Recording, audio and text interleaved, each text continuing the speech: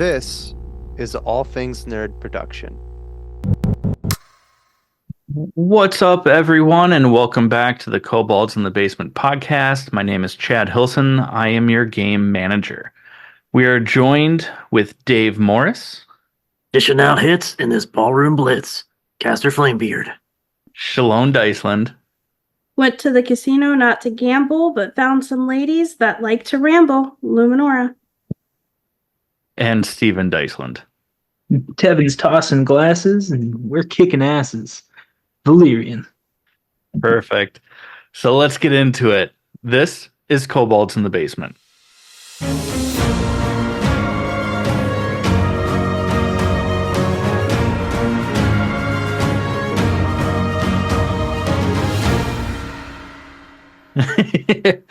Exactly. All right, now before we get started, let's do a quick recap of the last episode. So last session, our group was heading to the casino that crime boss Oldengarf hangs out and runs his business from. Tevin is clearly on edge the longer they are there, as the workers all stare at him like they know more than he does. As Cass mingles with workers and patrons alike, he learns that this place has been in operation for a couple of 100 years. Valerian gambles and keeps his head on a swivel, so much so on that swivel that he loses a good chunk of his change with those games. Luminora has been trying to keep Tevin calm and distracted while walking the casino floor with him, but eventually Tevin's frustration and anger get the best of him as he hurls a drink towards the boss's office, calling for Oldengarf to show himself and starting a skirmish on the floor with the workers. As the fight continues on, Oldengarf jumps down from the balcony to break up the fight and immediately goes from angry to confused as he looks at this tiefling before him and asks if it is really Tevin. And that's where we are now. Holy shit! Tevin, is that you? You see this giant red-skinned devil with dark eyes just holding a limp body from one of his imps, one of his workers in front of him, and looks around. How do you guys immediately react? Because Tevin clams up. He's like, ugh! I imagine Cass is kind of like holding one of the imps. Like right here is just like one last punch to the face before dropping it. Definitely just looking quickly back and forth between this guy and Tevin. Well, I guess that answers that question. Yeah, that's Tevin. What are you guys doing here? That is a very, very long story. Suddenly, Oldengarf straightens up a little bit, kind of like dusts himself off, cleans off some of the splattered blood of his employees' brains that he just smashed, looks around, ushers you guys into a side room to sit down at a table, away from patrons that are some scurried, some were like, oh, it's a Tuesday night, and they go back to their games. Other workers come out to replace and clean up some of the bodies, and, business as usual. So Oldengarf takes you into the side room, sits down around a table with you guys, and it's like, so you said it's a long story. Yep. Start, and also, why is my son here? So, we were brought to this world by some kind of portal manifest zone, something like that, a few days ago, where we ran into Tevin shortly after. Looked like he had, for lack of a better way to put it, run away from home. Oh.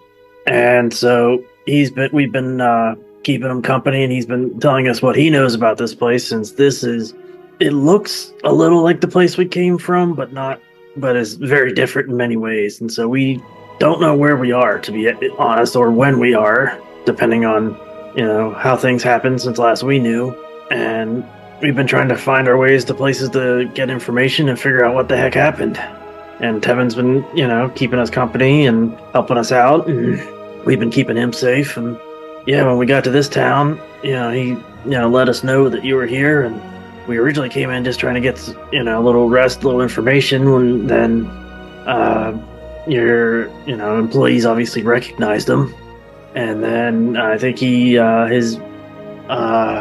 uncomfortableness got the better of him, and he started the melee. Yeah, he gets that from me. I wish I could actually take credit for it. Haven't really been there.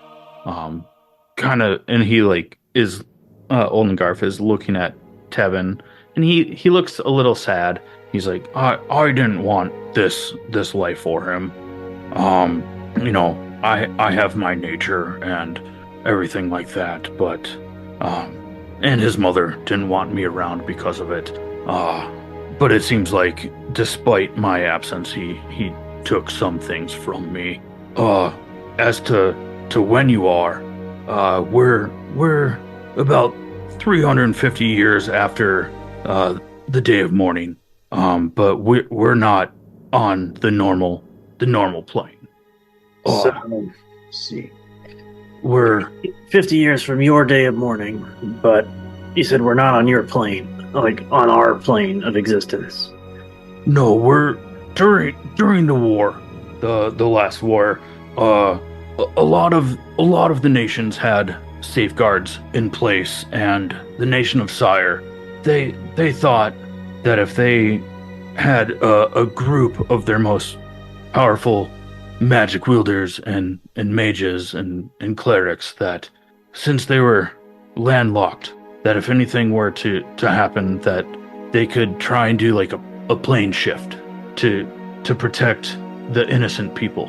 As I'm sure you've noticed if you've been here for a few days and have been traveling, you've seen bodies almost fossilized and ruins.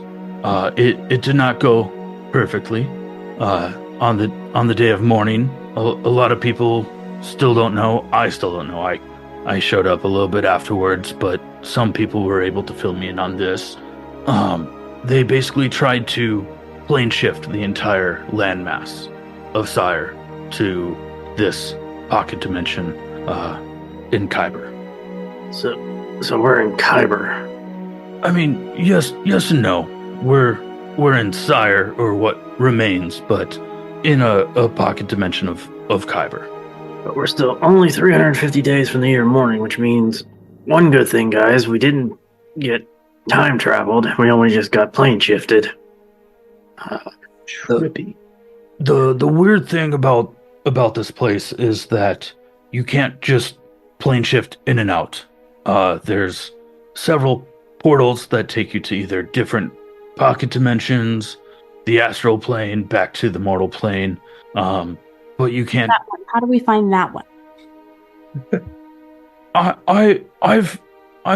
I know of a couple of portals. I can check with some of my more trusted advisors to know exactly which one to go to.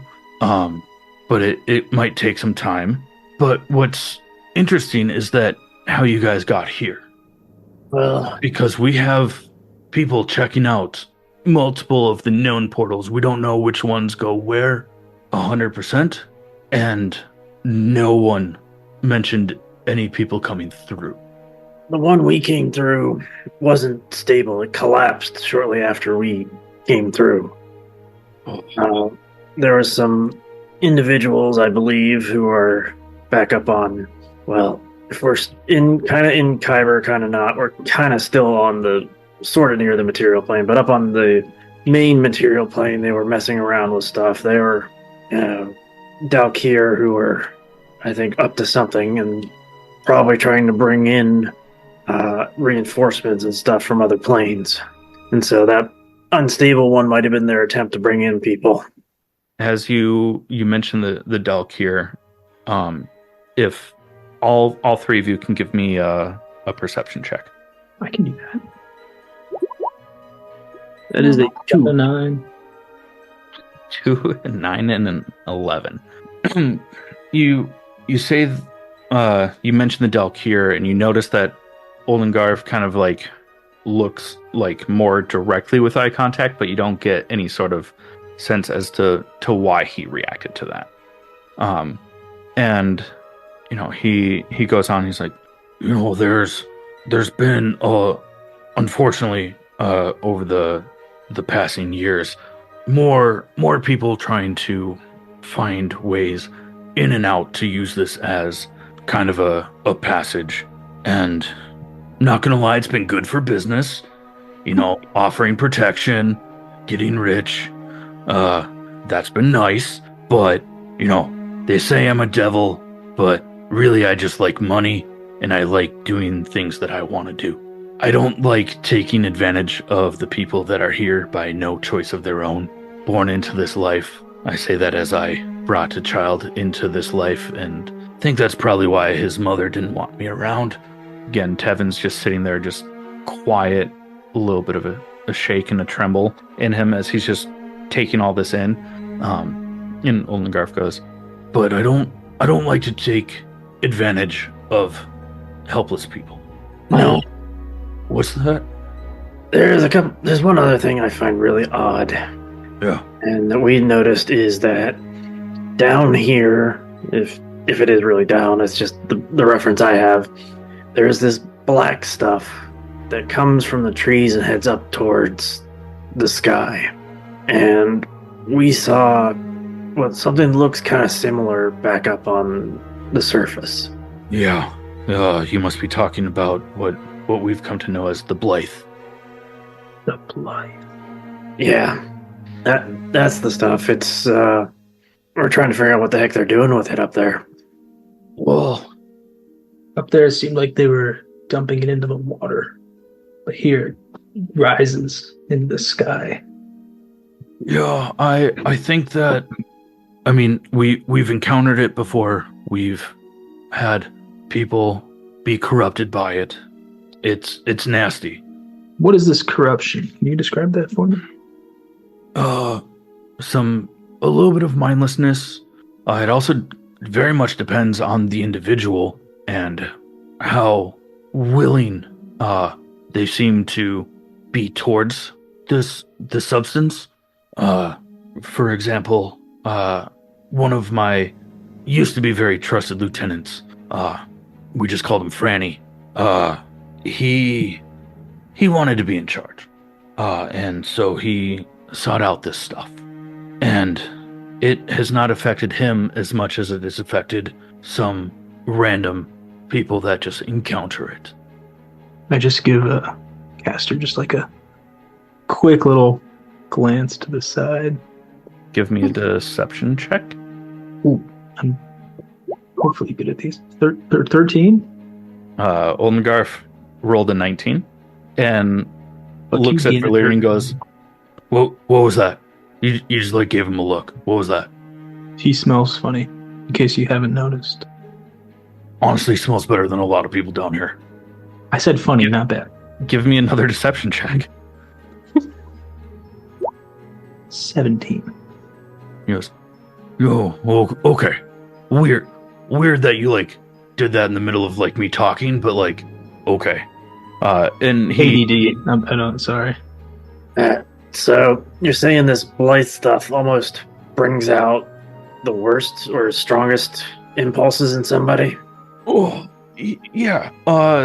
More or less, with like their desires, for whether it's power, strength, anything like that.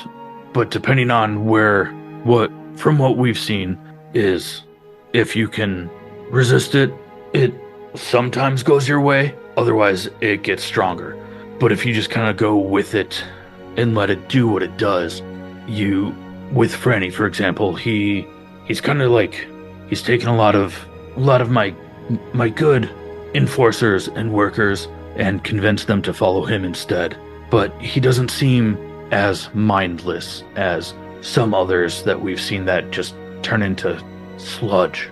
I don't fully understand it. We've been trying to, but anytime we get close to an idea of what it might be, it seems like we're proven wrong as to what our ideas are. That sounds like Franny's causing you a lot of problems. He is.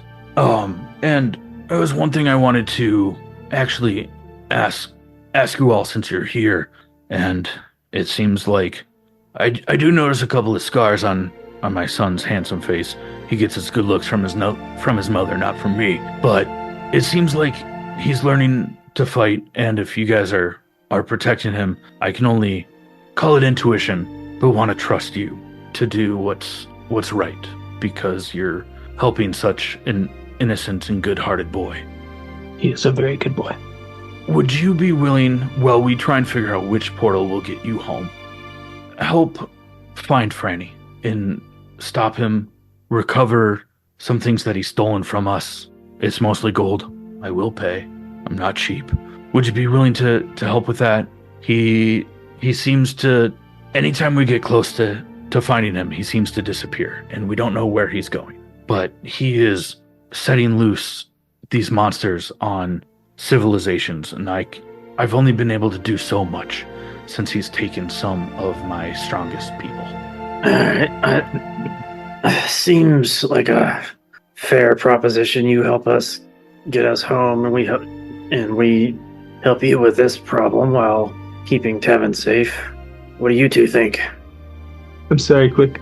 I just now noticed the icon for this guy. Sorry, that made me laugh so hard. Does the voice make sense now? Yeah. Thought you sounded like John Goodman for a while. Sorry. Okay. I think that's acceptable. I do have a question for you, though. Yeah, what is Before it? I can agree to this. On the way in here, we ran into some other of your employees. Said they were out doing a job for you. They didn't have any specifics for me. It's a little too late for them to talk now, but I need to know more about that. Well, then you have to tell me more about that, because I have people doing jobs all over the place, gathering intel, giving money to those that need it, trying to squash people that are out to get me. I need There more, are two more, people more coming details. into town in a covered wagon. They didn't tell me really anything. They said they had names on a list, and they were just meant to go rough them up. Yeah, they also looked like they had acquired some items that were fairly useful. It looks like some kind of potions and some other stuff. And if I remember correctly, they said they were supposed to just grab these two people, but somehow they ended up killing them instead. Oh, which road? Which way did you guys come from? Did you come from the east or the west? I believe and this is just how we came in from the east. Yeah, we came from the east. East, yeah. Exactly, yep. Oh, so was it you came across two of my enforcers, or was it more? I think it was two. Right? No, it was three. Three. It's three. Felt like two, though. Okay. Chances are it was. Some of us have very uncommon names that a lot of people can't understand. So, it was probably Jerry and Ben and Ted. They were sent out to try and find Franny, but also try and find some others that went to go and work for him. They certainly found somewhere. Not too far out to the east there, you'll find a bloodied up wagon and some Well, the one might still be there. low-hanging branches.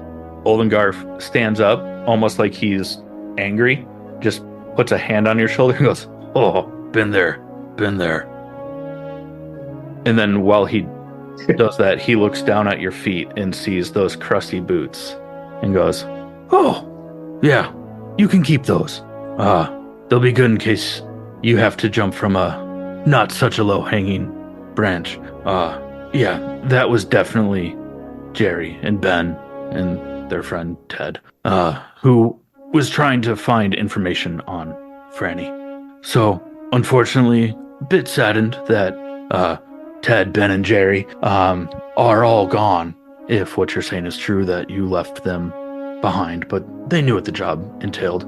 But I'm glad that if there were dead bodies in that wagon, that means that there's less out there to harm the people. Well, sorry, but it was very incriminating.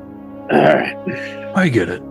So, obviously, we're gonna agree to this deal. And Valerian, are you okay with this arrangement? I can be for now. Alright. Then, obviously, we're gonna need a place to start to try to look for Franny. And I don't know how. What time of day is it? Roughly, like. Early morning. Because you got to the casino, probably around just after dinner time. You mingled for a little bit, started this fight, and have been having this conversation. It's probably around midnight at this point in time, local standard time. So we probably need a place to start looking. Maybe catch some rest. I don't know. We've been traveling all day, and get started at first light, and go from there. Do you have a, I don't know, potions master or something around anywhere? Know of one in the vicinity? Yeah, absolutely. Actually, the main bartender out there. I guess it was pretty quickly. You guys didn't kill that one, did you? I think so. Okay. I think I tried once. I think he dodged it. That's her. Even if he's a little bit injured, he'll still do what I ask of him. He's actually fantastic with potions, making potions. That's why he's behind the bar. Some people come in asking for crazy shit. What? Are you needing something? I have a few things. I don't know what they are, but I don't dare try them out until I do. Okay. Yeah, we can have him take a look at that. I mean, you guys can definitely rest here until the morning. Last that we heard, Franny was going southwest from here. But we can definitely get you guys pointed in the right path. I'll consult with some of my other workers if they've heard more updates.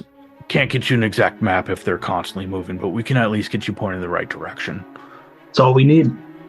All right. I mean, I'm guessing from what you're describing, he's probably trying to set up his own place to operate out of, and doesn't want to go too far because then he's just sitting on his own. He doesn't have access to the town. Yeah, and I have noticed that with some people that are more leaning towards, taking in this Blythe for its power, they tend. It seems like they talk to themselves a lot. So, but it seems like two-sided conversations, but out of the same mouth. So I wouldn't put it past Franny if he just found a different boss that promised him something unreachable compared to what I could do. Read. Well, you guys, I'll have some of my workers show you to some rooms. You guys can get settled, get yourselves cleaned up. If you want to talk to that potion master, you definitely can. If I could have a few minutes to speak with my son here and do my best to explain why I was so shitty to him, that would be nice. Are you cool with that, Tevin? Yeah, I think he owes it to me. Oh, I agree. Okay. I mean, one of us. I mean, can I leave Sir Edgar here? Just if you need anything, just he'll find me. Yeah. And then you see Oldengarf stand up and punch a hole in the wall so that Sir Edgar can perch there, so he can fly in between if he needs to. He's like, as a sign of good faith, I'll have someone fix that in the morning. Yeah, I think that's fair. You guys have been looking after him. Honestly, you can just make a nice little window out of it. Just frame it. And it's a good spot. Oh, yeah, maybe like stained glass, but like on a swivel. So you can still pass stuff between in the future. I love that idea. I do too. That's a good idea. If this gambling and the crime boss thing doesn't really work out for you, you could always try interior design. You know what? I like the way you think. Plan B's, probably Plan C's. Yeah, smart kid. Always a contingency, my friend. Well, Valerian, I think I'm going to accompany you over to the potion master, bartender man. I just hold out my arm. This way, my lady.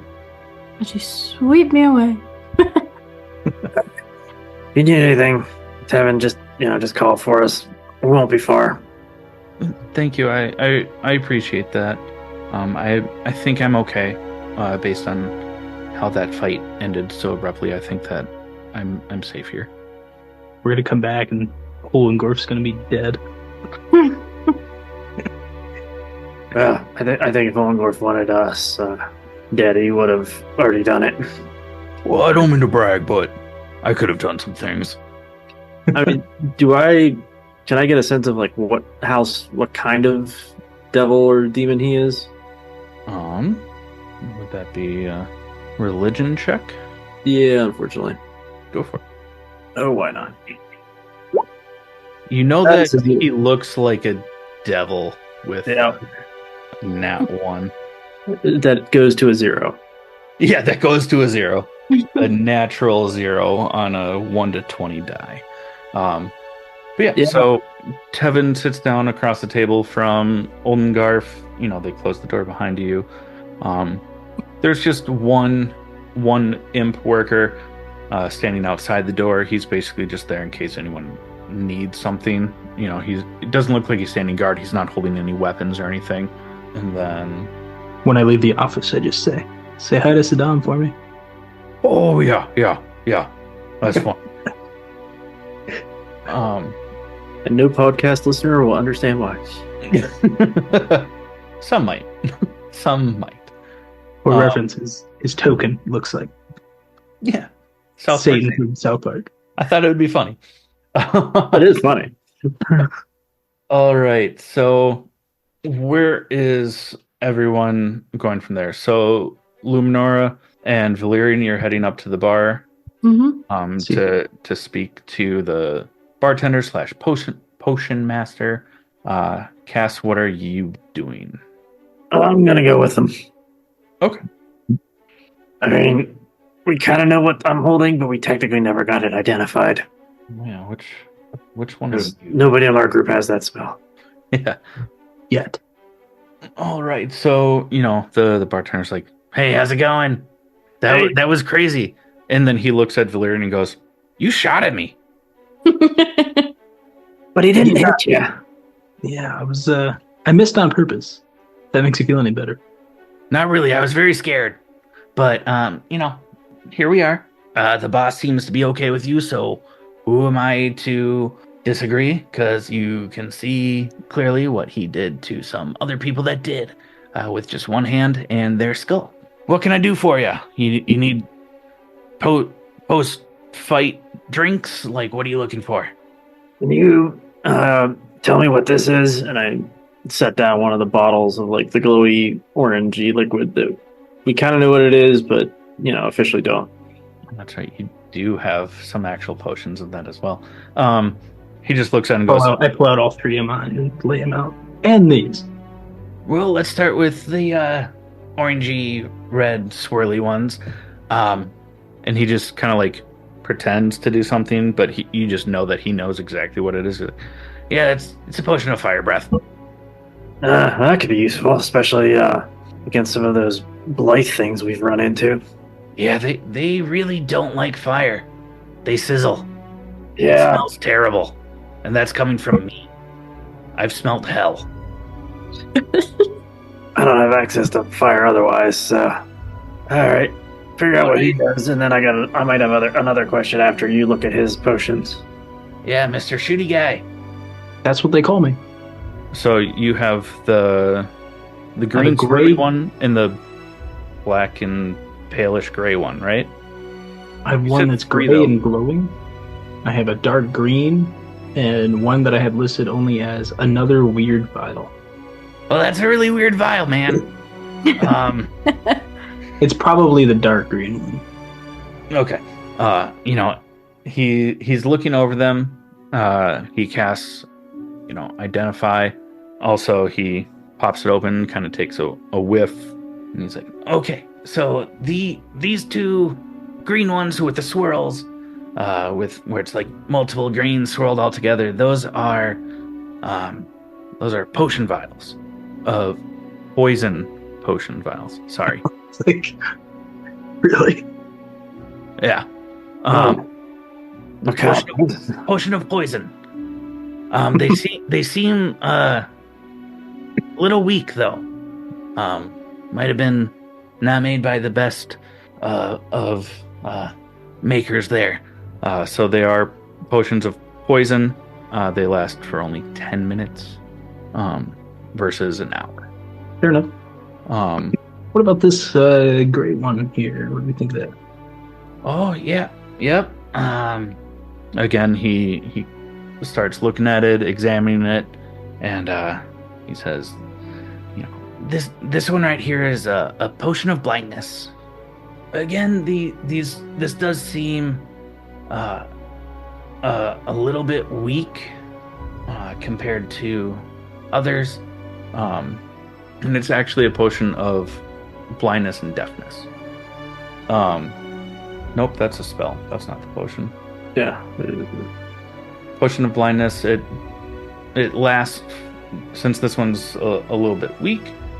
It lasts for about 30 minutes. To whoever ingests it, to where they can't see anything. So for any sort of checks that would require eyesight or attacks or anything like that, they are 100% at disadvantage. I added the 2 poisons, but you'll have to drop it to me sometime. That one, the blindness one. Okay. Yes, I actually have a potion too, sir, if you would not mind. Just one, and I hand over a lava lamp looking potion. That's another potion of fire breath. Sweet. Can I give it to Cass? You guys are just full of hot air. Honestly, Can I just like slide it down the bar to Cass? well, I catch it and be like, do either of you have access to fire readily? We do not. I believe I do. Because if that blight stuff is vulnerable to fire, I think we should all have access to at least some kind of fire. Yes, I do. I do not. All right. Then I slide it the rest of the way down to Valerian. Here, this way, if we run into a bunch of that stuff, we can start chugging these things and spitting fire at them. And then I'll look at the bartender, and I don't think I caught your name last time I got a drink. You can just call me Frank. All right, Frank. What can you tell me about Franny? Old Franny or newer Franny? The one who's causing trouble. Bad Franny. He's a dick. Yeah, you know, he didn't like just being second in command. He didn't like how Oldengarf didn't take advantage of people just because he could. You know, Franny wanted to take everything that he could from people and force them into fearing him so that he could have power, where Oldengarf just wanted, he's kind of like an old school gangster, you know, like. Yeah, Oldengarf strikes me more as just the pure greed kind of guy versus malice. Yeah. He kind of like looks around to make sure no one's listening. He's like, he is a little greedy, but you know, he takes care of people. He's accommodating, you know, even when guests are here, if they're losing a lot but aren't able to make it home safely, he offers them discounted rooms or free rooms even. You know, he'll bring food and stuff like that to nearby villages and towns to make sure people aren't starving. But, you know, he wants to get his money too. I mean, he's a businessman. It's just not the best place to run charity. Yeah, makes sense. So, if we were going to go try to find Franny, is there anybody else we should look for or anything we should know to try to help that might make it easier to find him? Well, it depends on, you know, if you're going through the towns to try and find him, or based on what some of the other information might be if he's going away from towns. If you're going away from towns, you want to look for not heavily traveled roads, but still enough to where it looks like some like carts and horses could get through. And he usually travels fairly light, maybe a dozen people when he's in between locations. Usually not even that many people, but and he usually travels with a couple of carriages. So if you find a caravan with a few carts and a few horses. Just know that he usually has some strong fighters, a couple of casters, but also don't underestimate Franny. All right, that's very helpful. I think we're gonna go try to find him in the morning, and in exchange, your boss is gonna try to help us get back to where we came from, which is apparently we're from the surface / material plane. Okay, yeah.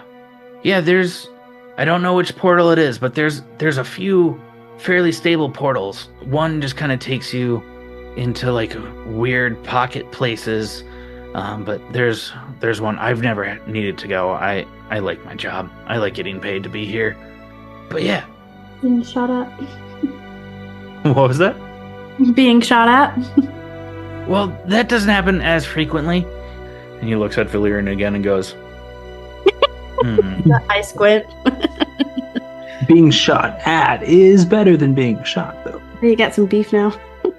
I guess if you want to argue semantics, you're right. All right. Anything else that you guys would like to do? I think I am good for the evening. Unless there's a smithy or something. No, there's not. You're in a casino. I assumed. No, I'm good. You don't make any kind of potions, do you, Frank?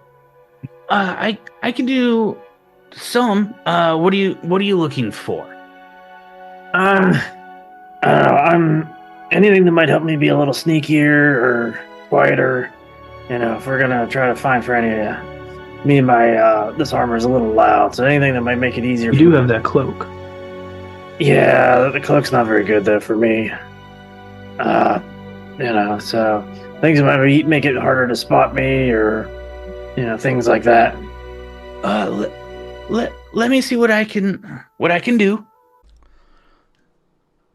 Sorry for the interruption, dear heroes, but I just have to ask. Are you like me and my friends, where your food tends to be lacking just a little something extra? If you are, then look no further than Crybaby Craig's hot sauce to fix all of your spicy and saucy needs. Because this pickled habanero and garlic hot sauce will go on practically anything. It was started by Craig himself in the Twin Cities of Minnesota, and this sauce has become a staple of all hot sauces and flavor enhancers across the lands for many, many moons. If you don't believe me, go and check out crybabycraigs.com and order yours today to, quite frankly, just better your life. Or at least your taste buds. But be sure to let them know that we sent you and enjoy the best damn hot sauce there is. Now, let's get back to the show. And then you said that you have a cloak? I think your favorite person over there has it. Oh, it's just a very sneaky cloak. That's all I have it listed as. Let me look at it and let me see what I can do. Come find me in the morning before you guys take off. Dramatically removes the cloak. Like Snape from Harry Potter. Hand it to him. That was a bit much, bud, but I get it. Then let's go see about our rooms.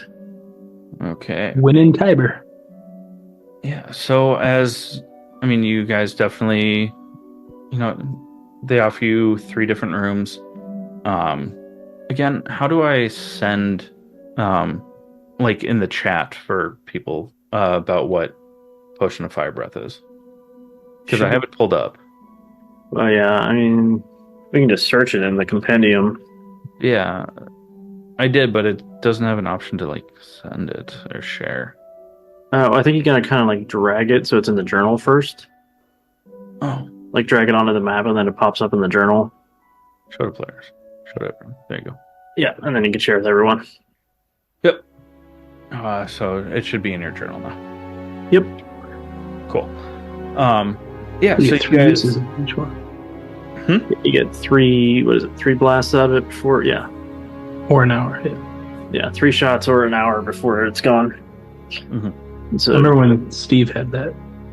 He used one, and never used another one. yeah, well, it's nice though because it's also 30 feet of range. And you can use that as a bonus action to shoot. That's the really nice part. So how do you know, like, if you exhale? Oh, I see. Never mind. Yeah, you're basically spitting a ball of fire at somebody. Yeah, I just misread it. I was like, wait, how do you track if you exhale 3 times? But then, yeah. Okay. Brain fart. Yeah. You like choose. Yeah, so do you want one of those, Luminora? Just as a easier way to deal some fire in a pinch. Sure, why not? Alright, because I have 4 of them. Yeah, you should have 4. Yeah, so I'll give you 1, so I'll have 3. That is fire. Because as of right now, I don't think... Well, if I change my prepared spells, I could get access to fire, I think. But not the best kind. Not, like, consistently. Perfect. Yeah. So you guys all get your own rooms for the night. You take a rest. All right. So you guys wake up in the morning feeling nice and refreshed. You know, some of you may have tranced. You may have looked over your spells to change some things out, knowing that you're going on a little bit of a hunt for a bad man named Franny. That was hard to say. So as you get up in the morning, what are you guys wanting to do before you head out? Should probably go check on Tevin. Yeah. As you step out of your rooms, you know, there's nothing really going on in the hallway, but you hear a little bit of commotion downstairs. You come down the stairs, you see Tevin and his father and a couple of the workers are sitting around a table off to the side, not directly on the casino floor. You know, they're having tea, some breakfast. There's some food and stuff set aside for you as well. And Tevin seems to be in a much, much lighter mood. Oh, hey guys. Hey, buddy. Good morning. Good morning. So, we're gonna go find this guy? Yeah. Yep. I mean, it seems like the best thing, but at least now, after talking to, well, for lack of a better term, your dad, now we know where we are and when. So that makes life a lot easier. Yeah, I'm sure that was very confusing for you guys, because I've lived here my whole life, but you guys came here and were thrown into this. I'm glad you got some answers. It's been a hoot. Jagger in the background just looks at you, shakes his head no. Then whoo, and flies away. That's my boy. All right. Any last minute things you guys want to do before you pack up and get on your way? No, I think we're all good. Oh, sorry. Is the bartender guy around? Yes. He is. He's back behind the bar. You see that he looks like he's got some bags under his eyes. Like maybe he didn't sleep that well. Like he was up extra late working on some cloak. Yep. We should. Yeah. I want to nudge Valerian. Hey, Valerian. Yeah, I'm gonna go to the bar. My guy. What can I do for you? Yeah, I was just wondering if you finished that cloak. Did you was able to do anything with that by chance? I mean, looking at it, I couldn't do a whole lot to it because it already had some enchantments on it. But I just kind of reinforced those enchantments so that it could benefit anyone with it. Fair enough. That'll be handy. You want to find anything, a potion or anything that might help me? Well, I kind of was very much focused on the cloak.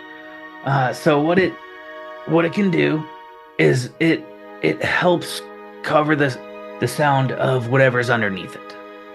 So basically what this cloak does is it provides advantage on stealth rolls and is a +1 to stealth.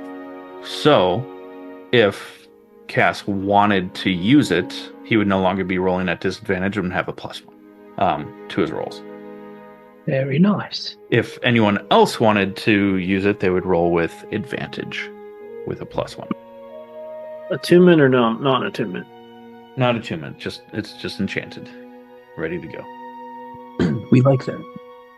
So he sets it on the bar, slides it over. He's like, "Sorry, after respectfully, you guys shot at me and or one of you shot at me and a couple of my coworkers died. I didn't have a lot of time to do much more except for work on this one item. That's I fine. apologize. No. It's all right. The important thing is you're alive. It feels wrong with you being the one to say that, but yes, you're right." Well, I appreciate your hard work. And let's go find this guy.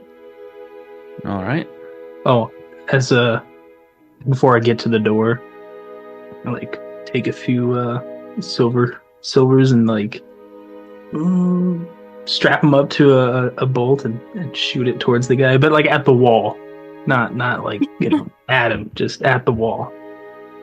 He ducks. Everybody turns and looks at you, and Oldengarf goes, "Come on, man." I just smile and wave.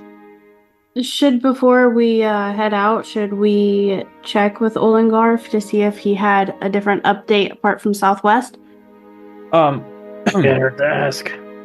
Yeah, he provides you with a crude map of going southwest, but a couple of different like split off roads that aren't super well traveled, that kind of all lead in that same direction. And he's like, I'm sorry. This is what we were able to get overnight. You'll have to basically keep a lookout to see if there's fresh tracks on some of these. It should take you the better part of a day to catch up if they're resting. This should work beautifully. Thank you, Oldengarf. I look at the map, and is there any kind of like mountains or indications of like mountains or old towns or anything in that southwest direction? Not really. I mean, it's a very crude looking map. Yeah, not a lot is sticking out to you. Alright, well, if we see mountains or something, or look for like abandoned towns or houses, he's gotta, probably hide up somewhere. Alright. Unless he's just gonna keep himself mobile in that caravan. Well, we think that he has some sort of hideout that's even further south. So it seems like he might be going that way. We've never been able to find it, so it's not like in a town or anything. Maybe some sort of cavern or something. Yeah, that was my thinking. Keep an eye out for it. See if there's any place that might make a good hiding place. Mm-hmm. Right. Onward. You guys head out, start making your way southwest. This isn't the most fair of maps to be using because we are in Kyber, sort of You said we're kind of in like a Underdark. Yeah. no, like we're in like what used to be Sire because it got transported. But like a kind of like a pocket dimension. So basically where you guys are coming from is right around here on the map. Maybe a little bit further south, kind of in between Lake Sire and the Crimson Water. And things that the map is saying, kind of head this way. So you start making your way throughout the day. Is there any specific conversations that you're wanting to have? Are you just focused on trying to move? I just want to ask Tevin how he's doing. That's about it. Surprisingly, really well, and I feel quite naive for how good I feel about after talking with my dad. But he put some things into perspective. It's not that he didn't want to be there. According to him, my mom didn't want him there. because of what it might look like to the others. A big old devil. There might be some truth to it. I don't know, but I don't know. He just seemed very genuine and sorry for the life that I've had, or the treatment that I got from my mom for being who I am, because I guess he's been sending her a lot of money over the years, which is why she never works. But somehow we always have food and a house, and I just never thought about that. Oh, good, I'm glad. He just didn't want me to be around this part of his life.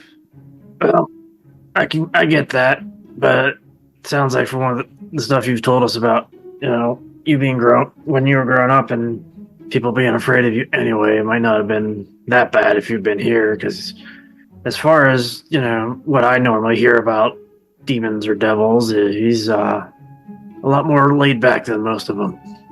Yeah, that's a good point. I didn't think much about that. I think I was just kind of in shock that he wasn't mad that I was mad, and that he knew about me and my life. I might have been a little gullible and soaked up the too good to be true sort of thing, but it happens, buddy. You're still young. Could have been nice to grow up in a place where I wasn't scary to look at. Yeah, well, at least you found out, and now you know, and you get to choose what you want to do next. Yeah, and I'm where I choose. I'm right here with you guys. I want to help. All right. Well, now we just gotta find this Franny guy. So I guess we should probably start looking for trails, not too worn out trails, nothing main road kind of stuff, and get an idea of where we want to go. Yeah. So as the day goes on, send J. Edgar to fly Overwatch. Okay. So with that, I do need a group, either survival or nature check. You can choose what you roll. With Jagger above you, you can have the advantage. We need a total of 30. I got a 22 on survival. So we've got 36. You passed. You passed this first one. 52. So you start noticing as you're moving along some side roads and stuff like that look like they're freshly traveled but not heavily traveled. So you kind of are able to navigate through that while looking over this crude map that was pretty much hand drawn by some casino workers. So with my really high survival roll there, can I tell how many wagons we're looking at, or? Yeah, absolutely. So you do see several individual tracks. You can't tell if it is 4 or 5 wagons, but either 4 or 5 wagons, pulled by a couple of horse. A couple of the wagons are pulled just by 1 horse. A couple of the wagons are pulled by 2 horses. All right, this definitely looks kind of like the convoy they were describing, or caravan. Multiple wagons, at least 4. So this is definitely fits what they were telling us about how they move around. So probably our best bet to follow these. Yeah, I agree. All right. So as you guys, somebody should probably make sure we're not being followed just to be safe. Yeah. I'll have J. Edgar kind of just make big circles around us. You can give me a perception check then. 18s. Yeah, with an 18, you don't notice that anyone is really following you. It seems like the roads have been fairly barren, or not barren, but you haven't really seen anyone since you got off of any sort of main road. Before that, it was just vendors going from town to town, nothing of interest, and no one seems to be following you. Perfect. I think we're good, guys. Awesome. Yeah, so then the day is going on. You guys still discussing anything else or anything like that? Or you've had the little conversation that you wanted, and now you're just focusing on tracking. I don't know about you guys, but I am relieved to finally know where and when we are. Still crazy that the Well, dude just made a portal. well, It just sent us into Powerful. another dimension. well, that's how I got back to this planet or plane when I was in the Astral Sea. As a shipmate was a powerful druid and was able to plane shift me back here. So whoever was trying to make it was pretty powerful and probably trying to make a permanent one. You're a druid? Powerful, I don't think I am. Not that powerful. Give it time. So just wait a few years and give yourself some credit. you can plane shift us right out of here. That'd be very convenient.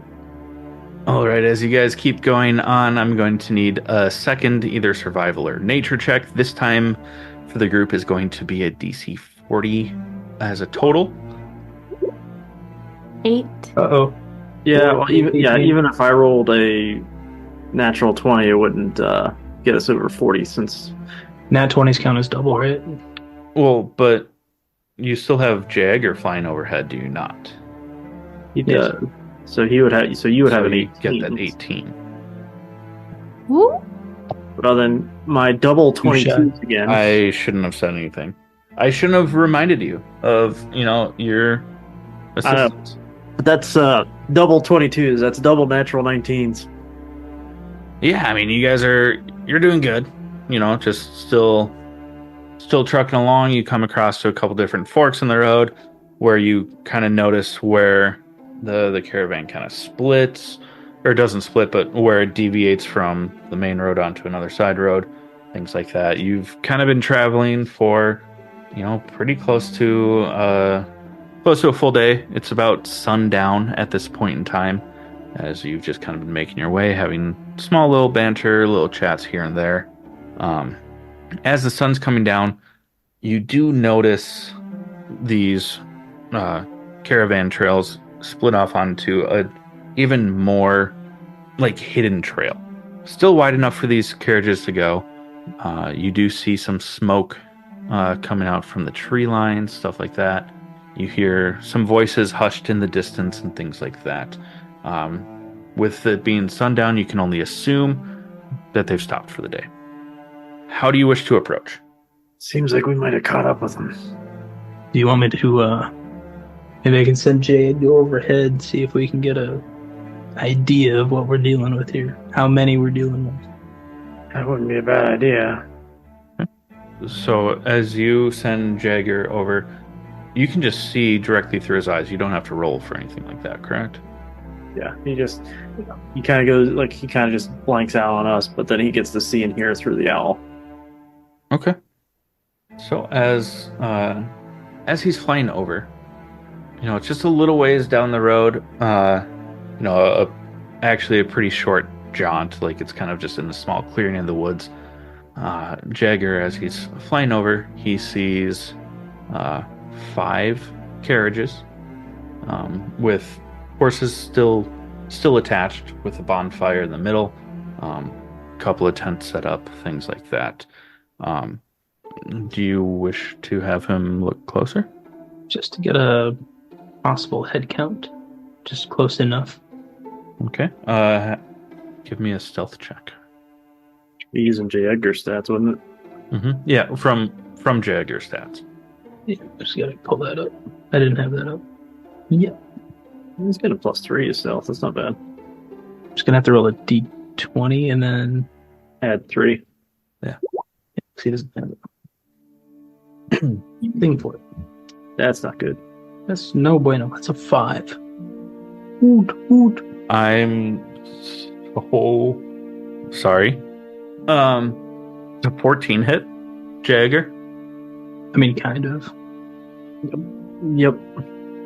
What's his max hit point? 1. I'm not gonna full on kill Jagger because I love you, but certainly, you don't. He just kind of Yeah, he just poofs and is unsummoned. he doesn't die. He's just returned to whatever. Oh, that's right. He's not an actual like animal. He's not an actual owl. He's a. Yep. Suddenly, just Yeah. you snap out of it. Jagger is no longer around. And now you hear some chatter because someone thought that they were shooting an owl to try and cook something over the fire, and it turned into smoke. Well, if they could see how the owl turned into dust. Yeah, that's a perception check. That's fine. It was a natural 19 on the dice for that one. Okay. They hear and then they hear their arrow hit the tree behind it, and nothing falls. So now they just seem confused. They're not immediately alerted. And during that point in time, all Jagger saw was that there were two people. One of them had a crossbow that was near a fire in the middle. That's about all he got. That's about all you got from seeing through his eyes before that all happened. And I'm sorry. Well, well, I mean, this might be a good opportunity for me to test out that cloak and see how well we can sneak up on them. I'll take point. All right.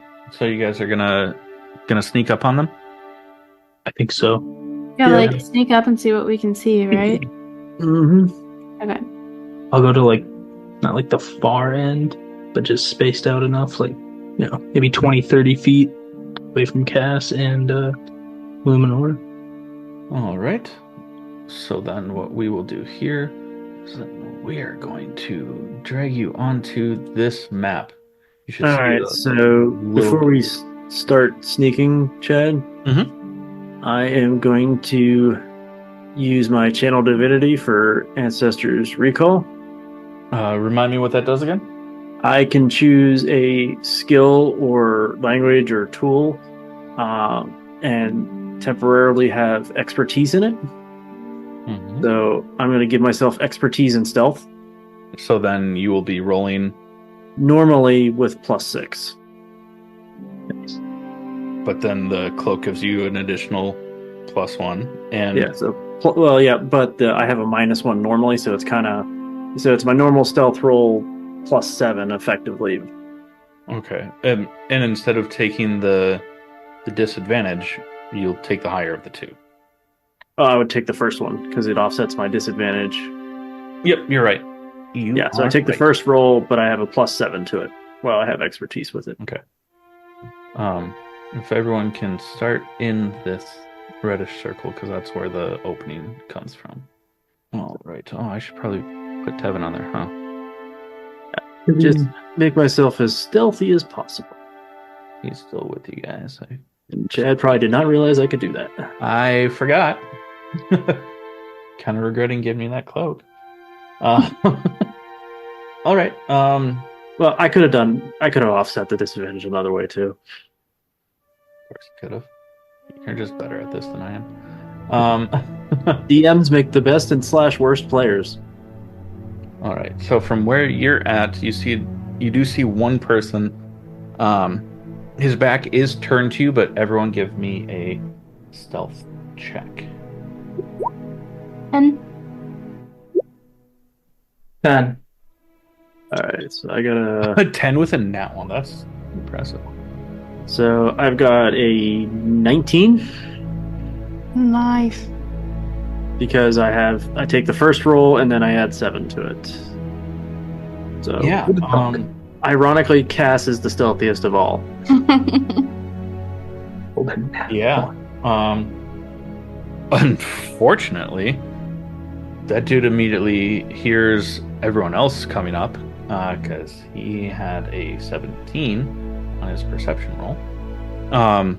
Or that was just his passive perception. So as you start coming up, Cass, you've never been quieter in your life. You're sneaking. You feel like your feet aren't even touching the ground. You're just hovering. You're like, what is this? I've never been so quiet in my life. Can you imagine if I had this ability when I was 10 years old? And then you think to yourself, even better, I have it now. And you're just floating around. So one thing, so the way I kind of envision it is like Cass just kind of places his hand on his family crest that's on his shield, and kind of chants a little, and you see like normally when Cass does his spells and stuff, you see like a little bit of like a yellowish white glow. But this time when I do that, you see the glow, but there's also like little bits of almost like black lightning in there too.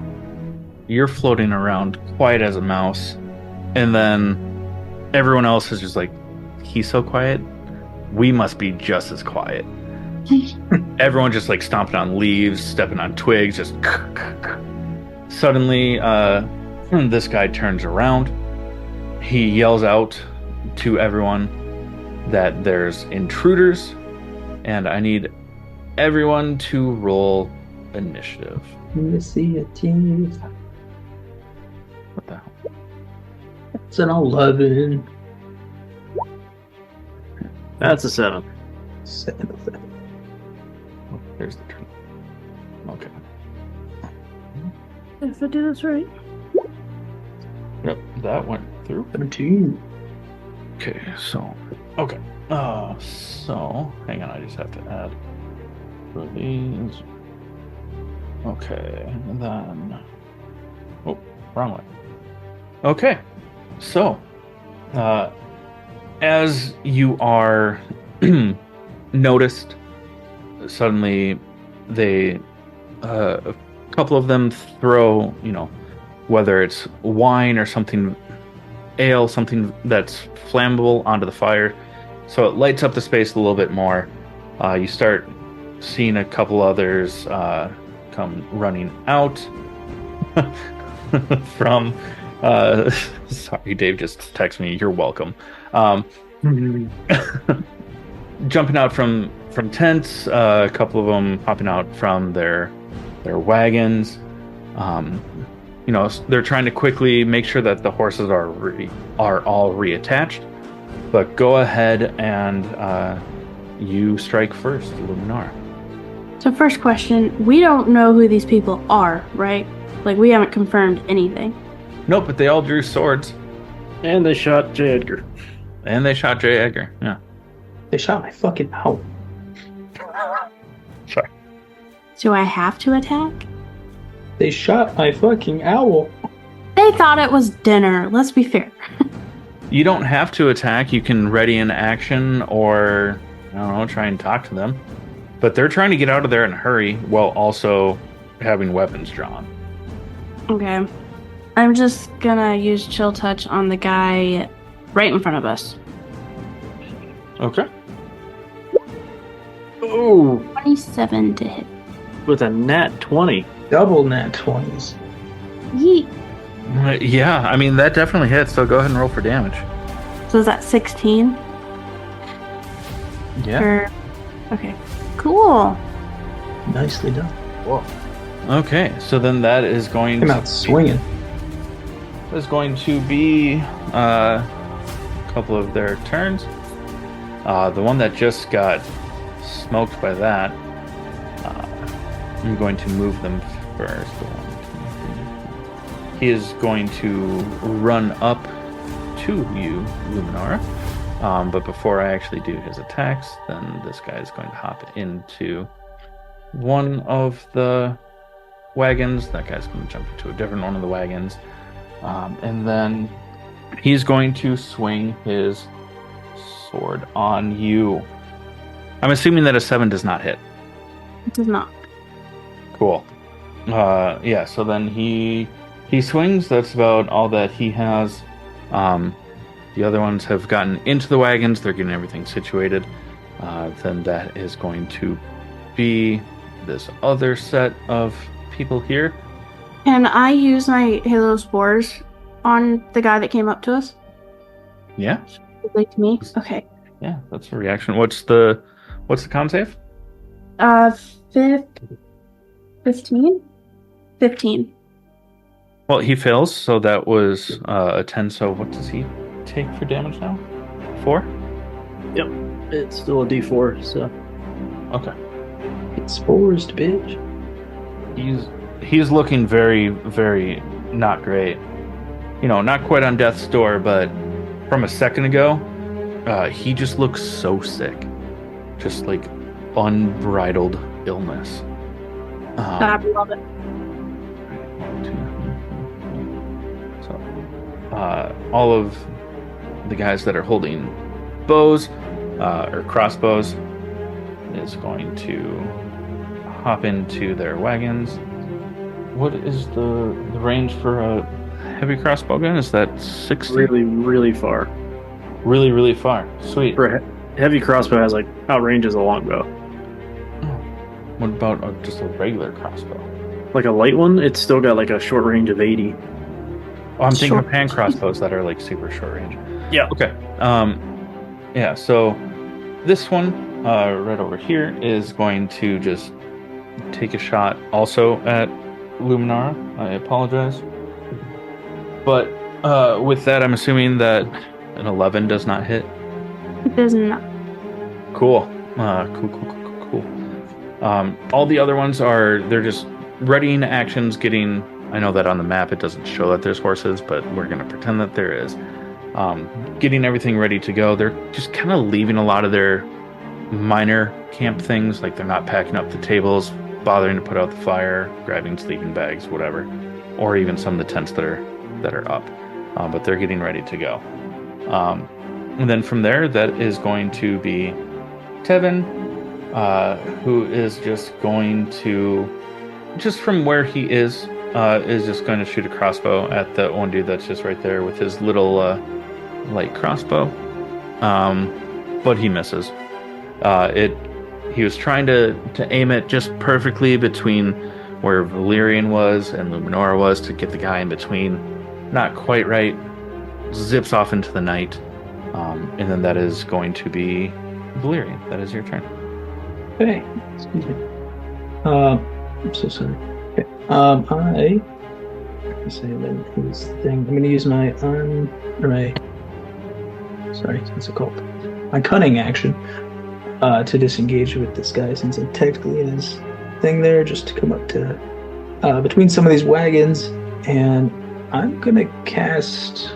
Hopefully here, I'm gonna cast sleep on the wagons to try to put the horses to sleep so they can't get out of here.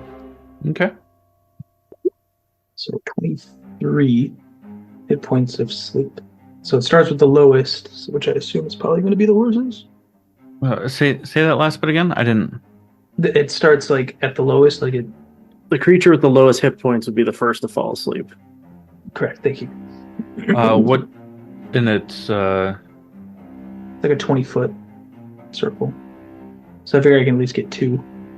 Yeah, and it's a total of 100 hit points. 23. Yeah, just a 23. Oh, yeah. You notice that one of the horses just drops unconscious. The other one kind of stumbles, not looking fully awake. But yeah, you do get one of the horses unconscious there. And then from there, now it is the horses on the buggy's turn. They're going to take off. Basically from here, the one that is this one right here is the one that fell asleep. So this wagon takes off. This one takes a little bit of time to get turned around. This one starts going, and this one is picking up the rear. But they are making their way. And then that is going to be Caster's turn. I'm sorry. I guess I shouldn't have jumped that quickly. Valerian, did you have any like bonus actions or anything that you were trying to do? No, you're good. Cool. Good, because I already described how they reacted.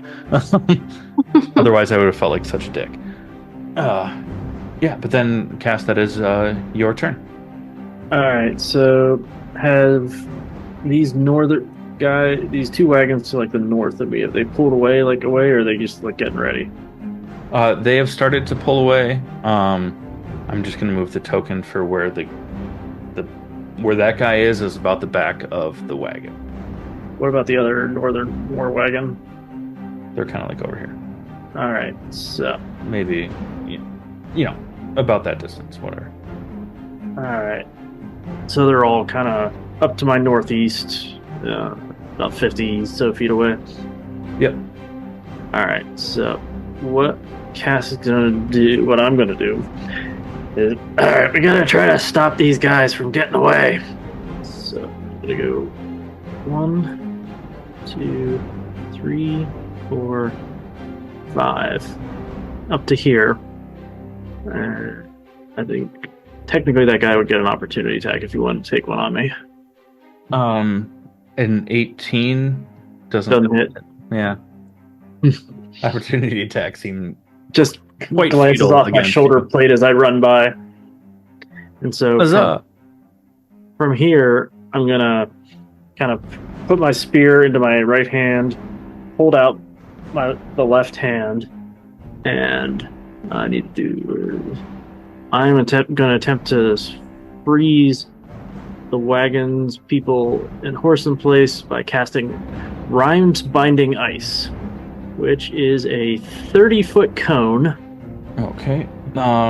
So that's the area, like kind of the area I could hit. Okay. Just for full transparency, realistically, one wagon is like yay, and then the other one is like yay. So just so that, because obviously those are not movable on the map, I want to be honest about where they're positioned, so you're not just like aiming and being like, "Oh, you only hit one." Yeah, I want to try to see, is it possible from where I'm standing to get 2 of the wagons in my cone? Just barely. Yeah. So I'm going to cast it. That's a 2nd level spell. And since you're probably not as familiar with it, Yeah, never heard of this one. a burst of cold energy emanates from you in a 30-foot cone. Each creature in that area must make a Constitution saving throw. On a failed save, a creature takes 3d8 cold damage and is hindered by ice formations for 1 minute, or until another creature within reach uses an action to break away the ice. Creature hindered by the ice has its speed reduced to 0. On a successful save, the creature takes half damage and isn't hindered. What about vehicles? So, I don't know, they have hit points and stats. I don't know. That's kind of where it'd be kind of up to you more than anything else. That's why I'm trying to. Okay. The spell's designed to slow people down, but I was like, if it can freeze people, why can't it freeze wagons in place? Okay. I can work with that. So what's the con save? DC what? It is DC 14. So the one closest to you fails completely. The wagon wheels start to freeze. Even one of the hooves of the horse, as it's trying to pull away, freezes to the ground. You see one of the swordsmen kind of like poking his head out the back to try and defend himself, starts to freeze in place, because I'm doing it based on the group, not each individual, for the wagon and the people inside. So that entire wagon freezes, kind of comes to a halt.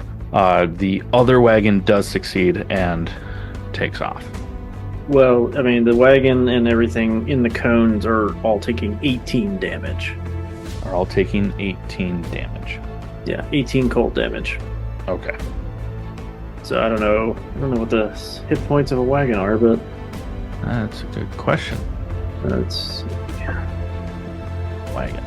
so like a cart has an AC of 10, 30 hit points, but you got to roll more than 10 damage to hurt it, and it's kind of the table I found that somebody made up, but object durability. We're gonna say, the one wagon, as it's pulling away, some of the back parts of it kind of splinters off, because it was really just kind of hitting the back wheel and side of it, so it kind of splinters. A little bit of frost is left there as that one takes off. Takes 18 cold damage though. Yeah, again, it's like I hold out, and my left hand starts to glow like a whitish blue, and then you just see you see those like little flickers of like black lightning, and then all of a sudden this big just cone of ice and frost just shoots out from Cass. They're up to 30 feet away from him, and you guys you've never seen me cast this spell because I've never had the chance to cast it before. And then the other way, you see, even as the dude freezes, he's looking very, very hurt. In the wagon that's closest to you, you see him freeze. His skin starts to kind of like blister, as almost as if from like extreme frostbite. That's just onset like that. 18. And then, even though this hurts, I don't like hurting animals, and I've had to describe multiple animals getting hurt. That other horse, it freezes and it kind of like falls, and it is at least knocked unconscious. Let's say that it's just sleeping. Yeah. It's just sleeping. Just sleeping. They got a +1 to their con save for a riding horse. It could have made it. Not with how low that roll for that entire first wagon was.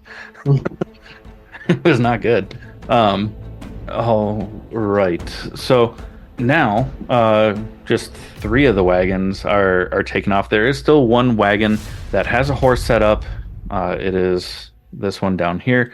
There is a horse attached to it.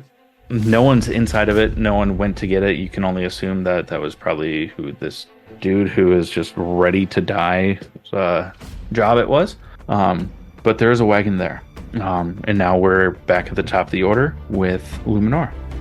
Okay, so all these 3 wagons to the north, which ones are gone, which ones are there? Sorry, I was trying my absolute best to follow through everything that just happened. The top 3 are gone.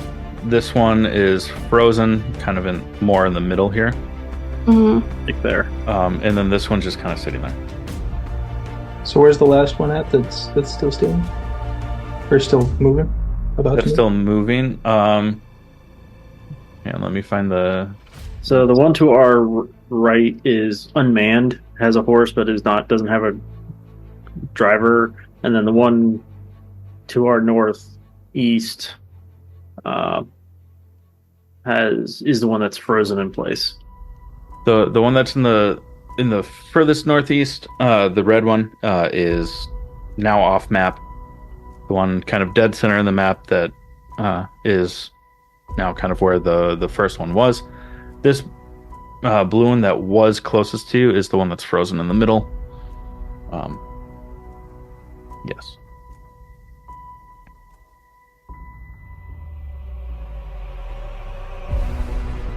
Okay. I grabbed a quick map that was supposed to be a reference, and then you guys threw in some shenanigans that I was not prepared for, realizing that I needed to move some carts around.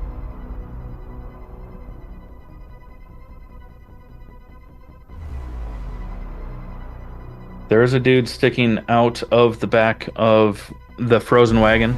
He's looking very hurt. He is frozen in place. So the red one is moving. So the 3 in the back, are gone. That one's gone. The 3 in the back are gone. The blue and the orange one closest to us are still here. Gotcha, and the blue one is frozen. Frozen, kind of in the center of the map. Mm-hmm. Okay. Which one was off? The other 3 in the back, the red, the green, and like the beige are all gone. All gone.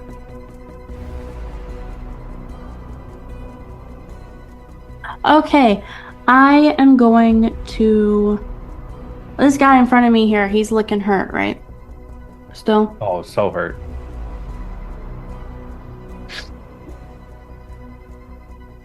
Can I, like, hog tie him? Give me a contested strength check. Yeah, it's a grapple check. So Would grapple be athletics or strength? Athletics. Yes, athletics. Okay. Nat 20?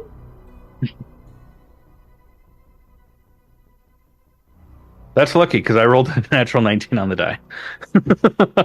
So yeah. Cool. So that's my action then, right? Mhm. Yep. Yep, you have grappled him. He has a speed of 0. 2 in a row. 3 in a row, really. Okay. Let me...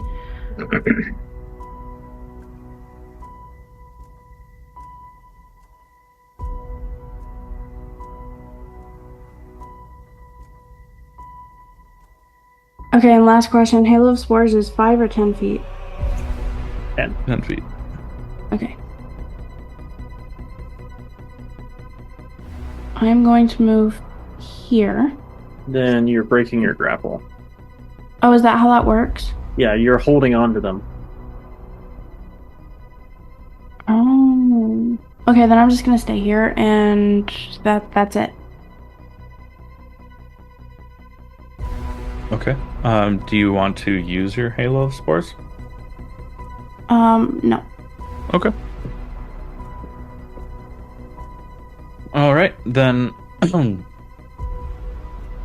Then it is going to be the dude that's frozen and the one that is now grappled.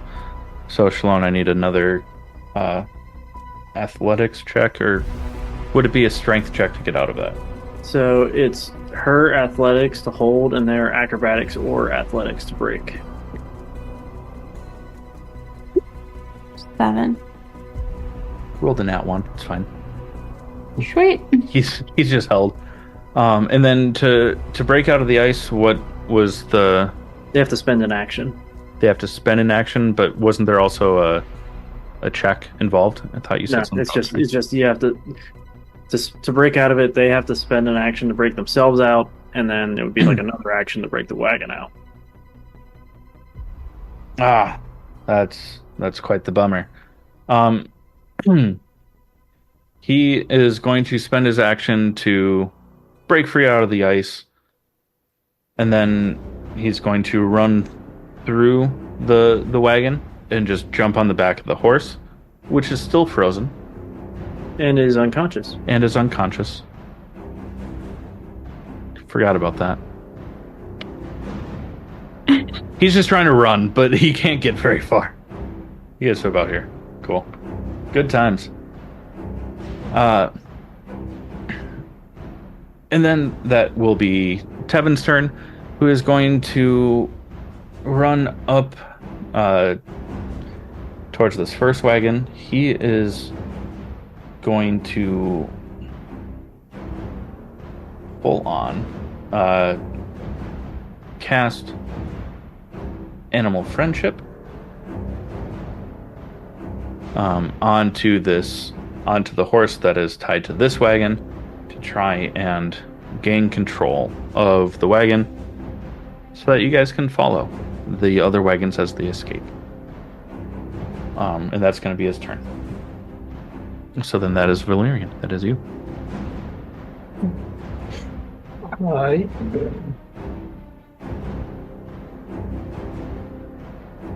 Find my portion.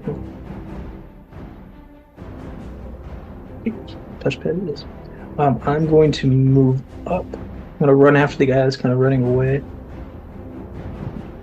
And then I am going to take a hand crossbow shot at him. Okay, fire away. Let me find it. Here we go. An 11. An 11 misses. Oof. I'll just quickly fire another one for 24 to hit. Yeah, that one hits. The 24 hits. Much better. That does 9 damage, 9 piercing.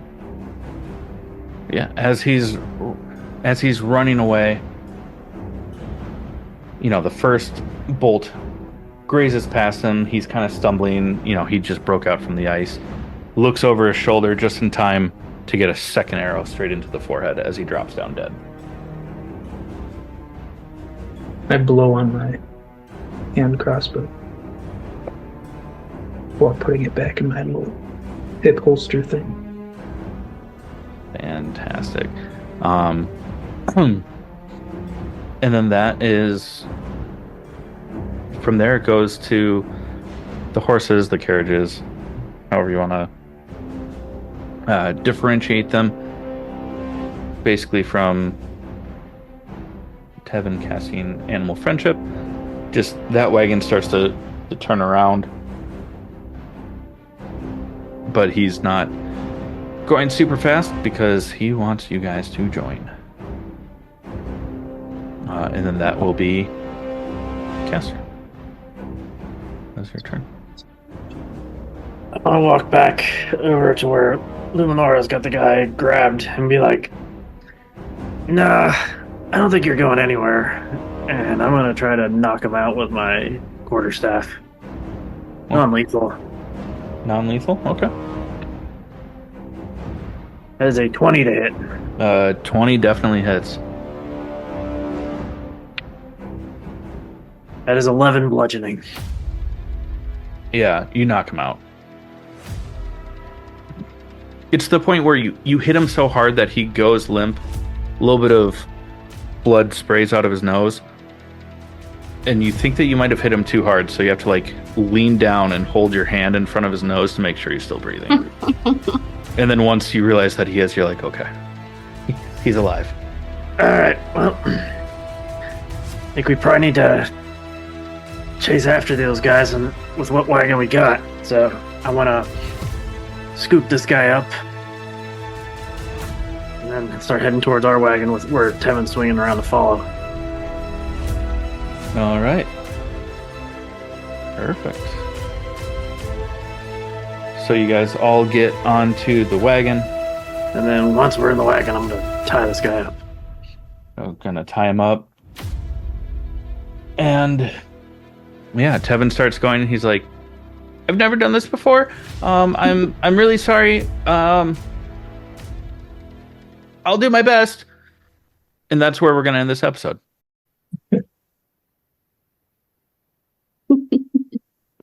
High speed chase.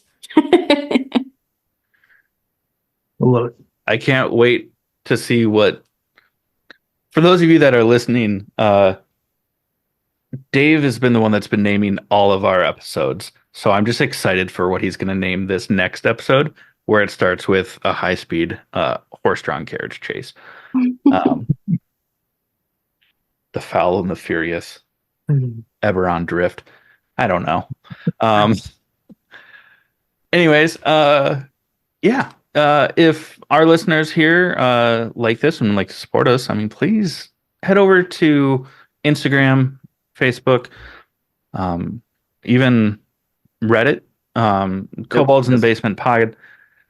Find us basically anywhere. If you want to support us and be like a super cool, super special kind of like premium subscriber, head on over to buymeacoffee.com/allthingsnerd. When you subscribe, let us know that it is us, the Kobolds, that sent you. So that way, when you get some member exclusive merch, it reflects that, which would be pretty sweet. Also, like, share, subscribe wherever you get your podcasts to stay up to date on episodes, bonus content, and announcements. Adventurers, do you guys have anything you want to plug? Not this week. I mean, if our listeners want to find me, I'm over on Twitter at nutcase168. I'm also on Instagram, though my handle on there is like really hard to remember. But so yeah, if you want to see what I'm up to, you can go check that out. I got nothing, but make sure you guys all stay hydrated. That's a good thing to do. If you like other nerdy stuff, check out the All Things Nerd podcast. It's a weekly podcast that I am also a part of, where we talk about movies, TV, comics, books, all sorts of stuff. Find that at www.allthingsnerdpod.com. I think that's it from all of us here. So everyone, you have a good time, and goodbye from Kobolds in the Basement. See ya. Cheers.